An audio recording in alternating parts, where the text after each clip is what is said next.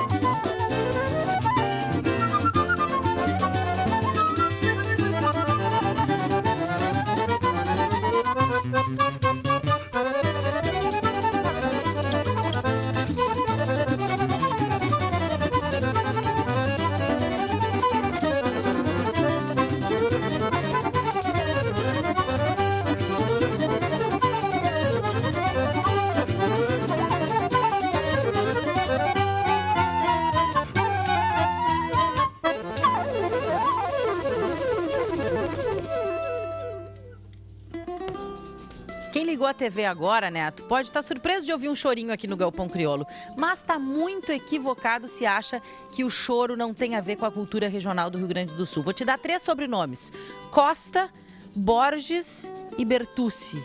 Todos esses 3 sobrenomes estão ligados ao chorinho brasileiro e a esse ritmo, a essa cultura que o Pedrinho Figueiredo e o Samuca do Acordeon apresentam nesse projeto, junto com o chimarrão. E muito bem acompanhados de 3 grandes colegas, grandes músicos. Pedrinho Figueiredo, seja bem-vindo mais uma vez. É um prazer estar contigo aqui, porque quando tem Pedrinho Figueiredo, a gente já sabe da qualidade musical que está chegando para o Galpão Crioulo. Então, seja muito bem-vindo mais uma vez. É bom ter amigos, é bom ser bem recebido assim no Galpão Crioulo. É bom que falem assim do trabalho da gente, né? Eu tive prazer já de estar no palco com essas 2 grandes figuras, né? E dessa vez a gente está aqui com essa rapaziada maravilhosa. Eu, na verdade, sou o cara que estou mais emprestado nessa turma aqui, né, Neto? Embora eu seja o cara que vem do Rio de Janeiro, onde hoje o choro está super cultuado lá, com aquele movimento da Lapa, né? Mas essa turma aqui se especializou mesmo nisso. Fernando Cessé no pandeiro, Fábio Azevedo, cabelinho no cavaquinho, João Vicente Macedo, violão 7 cordas, e o parceiro aqui, né, que é o cara que é o elo dessa história, foi quem fez a provocação. Eu tinha algumas questões em relação a essa coisa do gaúcho no chorinho, e o Samuca vinha do caminho avesso, tocando acordeon, e o pessoal perguntando: "Tchê, mas quer tocar acordeon aqui no Rio Grande do Sul? Tem que tocar vaneirão", né? E ele fazendo uma linda pesquisa sobre o choro aí, fez essa provocação. Que o vaneirão tem a ver com o chorinho, né, Samuca? Seja bem-vindo. Muito obrigado, muito obrigado. Pô, tô muito feliz mais uma vez estar aqui. O Sivuca uma vez deu um depoimento na TV lá do Nordeste, lá ele falou que o baião era um choro mal tocado. Caíram de pau em cima dele. Na verdade, de uma maneira figurada, ele quis dizer que o nordestino ouvindo o choro lá na Rádio Nacional, isso há 80 anos atrás, ele reproduzia de acordo com a sua realidade histórica, geográfica, e esse resultado foi o baião. Não é que seja um choro mal tocado. E o vaneirão é a mesma coisa, o bugio é a mesma coisa.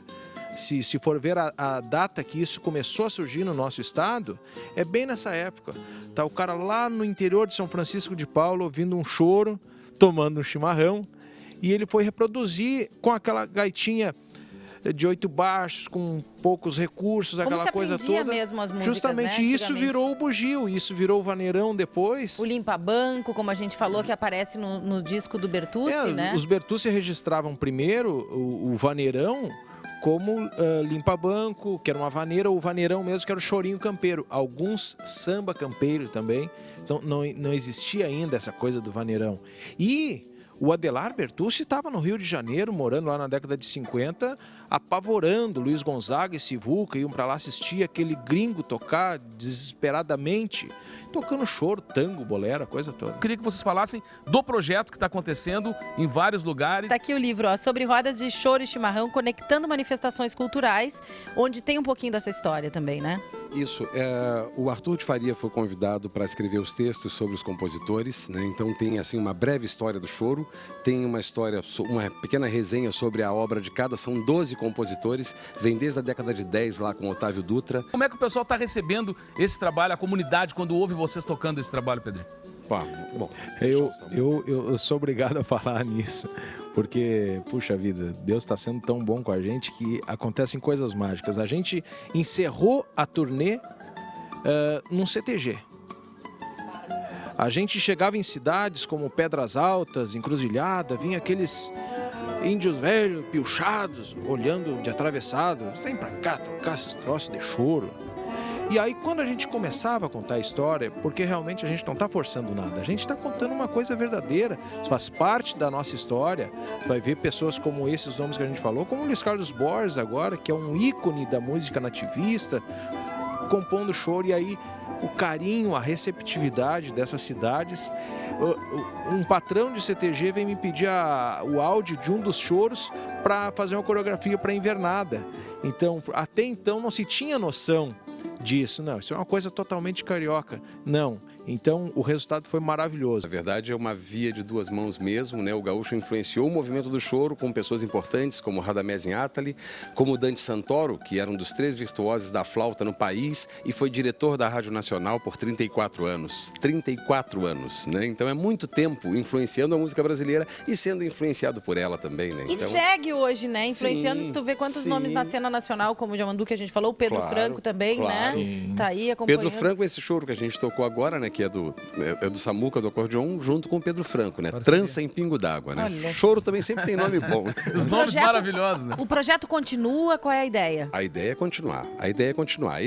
A ideia de ter o livro é justamente para que ele tivesse uma cara de uma coisa concreta que a gente realizasse. A gente tem a pretensão de que isso vire um disco, a gente tem a pretensão de levar isso para outros estados que também comunguem com essa ideia do chimarrão. E faltou um dado, né? Junto com a gente está viajando o Heleno Cardial, né? Nessas 5 apresentações, falando sobre fatos socioculturais do chimarrão. Então a gente termina de fazer a amarra dessa roda de chimarrão. É chorinho no Galpão Crioulo, é cultura brasileira, cultura regional, com o Samuca do acordeon e o Pedrinho Figueiredo.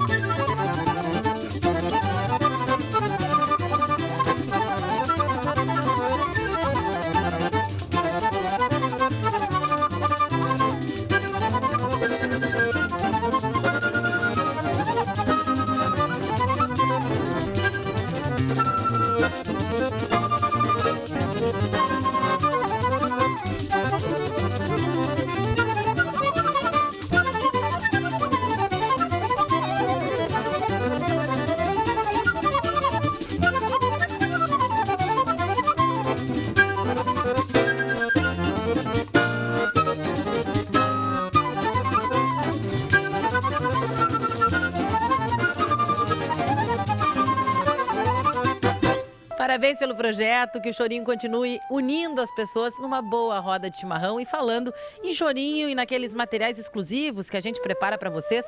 Quem sabe dá uma passadinha no nosso site e assiste ao Plauto Cruz, mestre da flauta. Em seguidinho, uma nova janela se abre aqui no Galpão Crioulo para o grupo Alma Gaúcha. E bueno, já que a gente falou em saudade, tem um gaúcho que anda difícil de tirar do rancho, Neto Fagundes, para vir aqui para as bandas da capital e que todos nós estamos sempre ansiosos por vê-lo. E já que ele aniversariou agora, no mês de agosto, a gente aproveita para rever um vídeo, um arquivo aí, sabe de quem? Do Mano Lima. Aqui espero a resposta, cozinha que atenta aos olhos.